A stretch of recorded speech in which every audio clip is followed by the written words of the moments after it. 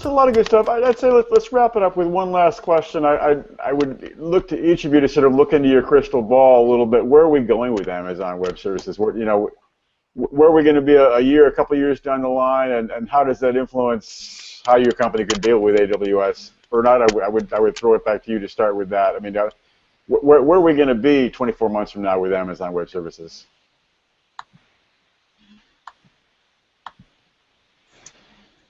Well, let me address that in two ways. First is sort of where are we going to be with cloud computing? And there's no doubt in my mind it will be even larger, even bigger, even more recognized as. Today ever says, gosh, I'm doing an app, maybe I shouldn't use internet protocols or use a web browser as the interface. That's where we'll be with cloud computing. It'll be, oh, that's the assumed backbone. Amazon's the clear leader now. I don't think there's any question about that, and I expect them to continue to grow very aggressively, continue to roll out more services. There will be more evidence of their acceptance by large enterprises, and I think the flip side of that will be there will be less of the poo-pooing of Amazon by people who are reluctant to use it or something like that. I think it will just be as present and more present in a world that accepts cloud computing as the platform of the future. Jeremy, your crystal ball on where we're headed with AWS and what are things going to look like, or what should companies be thinking about as they move forward with AWS? So AWS started by providing a lot of basic platform infrastructure, machines, disks, etc. And clearly their trend in the last few years especially has been to provide services on top of that. So they're really moving more towards the platform as a service, software as a service type arena, and I see them going more and more towards that, offering more and more services built on top of their own infrastructure that you as a company can leverage so that you don't have to worry about building it yourself. Perfect example is like the video encoding service that they have. That is, if I want to run a website, I want to take uploads from users and maybe put those on my website. They just made it super easy to do that. I don't have to worry about knowing how to transcode video anymore to do that. I see them doing more and more services like this where, they see a bunch of people, especially startups who are trying to do this, and take that. The other area where I see them focusing a lot is on enterprise support. A lot of the features they're coming out with lately are definitely more for the enterprise, and I think they're really trying to do just what Bernard said, is convince enterprises that Amazon is okay, that the cloud is okay, and by providing them with the services that they need to go so that their CIOs can go to their CEOs and say, look, Amazon will do this for us. They're going after the lucrative market of the bigger dollar market, you mean, in the enterprise? I think they're sort of targeting both ends at the same time, right? They're targeting the really big enterprise market, and at the same time they're targeting that startup market with providing services that the startup could build, but it's not their core competency, so why would they want to? Right.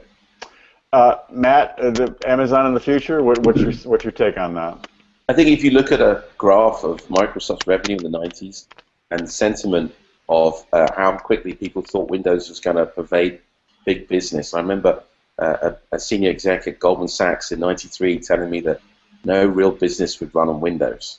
And 6 years later, the entire bank had a Windows computer on every desk. Sure. And if you look at the revenue then, at the end of '94, Microsoft's revenue was about the same place as Amazon's. And I think we're going to see an even more rapid adoption of cloud services in big companies. We are hearing every day now from very large companies that make real things that they're aggressively looking at how many systems they can move onto the cloud.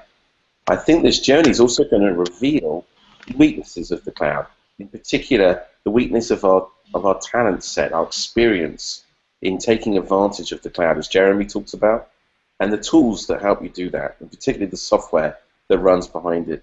If you look at the contributions that Netflix had to make to Cassandra to make it work on the cloud, I think you're going to have that repeated across many, many different tool sets. And I think over the next couple of years, next 2 years, I think you might see a toning down of some of the cloud claims just because I think they're going to become more realistic. And you're going to see some large companies talk about the challenges they had in moving to the cloud.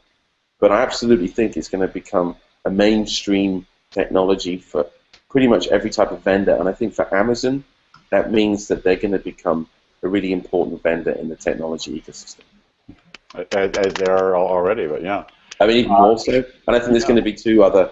I think there's going to be at least two other Amazon-type clouds in a few years' time. Paul, the future of Amazon? Yeah, sure. And I have to say first, I really, really like the answers that all the other panelists gave. I concur with all of them. So I think I'm going to take an approach of maybe saying an area where I'd like to see them improve, and I hope Right. I see them improve. Yeah. That would be in the area of multi-tenancy. I mean, infrastructure as a service clouds and all kinds of other clouds are sort of built around this idea of multi-tenancy, where you've got many users sharing a fixed set of resources or a pool of resources. But there are issues where you've got, a noisy neighbor, say, running on the same physical hardware, two virtual machines on the same physical hardware competing for resources. Right. You have the same sort of issue within the storage area networks. And there are some technologies coming out that are helping to keep these tenants from competing so much against each other. And there are some cloud providers that are starting to adopt those technologies. And so I think, and what I hope is that Amazon's going to do more over the coming years to sort of get through this multi-tenancy issue. I mean, use it as an advantage, but also overcome some of the challenges where there's competition for these resources. I hear that term noisy neighbor a lot more in the cloud these days. It seems like it's getting to be more of a buzzier term. I mean, what is the problem with the multi-tenancy, the noisy neighbor concept? Well, so I don't want to speak for Jeremy there at Netflix, but maybe for his application it's not necessarily an issue because he can overcome it with the architecture of his application and the way he designs it. But the problem might be for enterprise applications that have not been designed to scale in and out elastically. They sort of depend on having a fixed set of resources, a set of CPU, RAM, all this stuff at their beck and call. And so they're not really designed to add more resources as they need them. So basically you can run into performance issues. Gotcha. Great. We actually, it's funny because with the noisy neighbor, so you're right, we can work around it generally, Yeah. but because we have such deep instrumentation, we actually are really good at detecting it as well. And we probably are more often the noisy neighbor than the one suffering from it. But Right. yeah, actually, it's exactly what he said. It causes performance problems, which with good tooling you can actually detect. And I think that's part of. There's two reasons I think why you hear it more now. One, because people are getting better at detecting it with their tooling, and two, because more and more people are moving to the cloud and putting bigger workloads there where you can actually see it happening. I go so far as to say that Netflix has probably done more than Amazon on discovering ways to mitigate this problem. A lot of the research that Netflix releases on how to get around noisy neighbors is expensive sometimes, but if you're at scale, you can do it, and Netflix has shared a lot in that area. Well, there you go.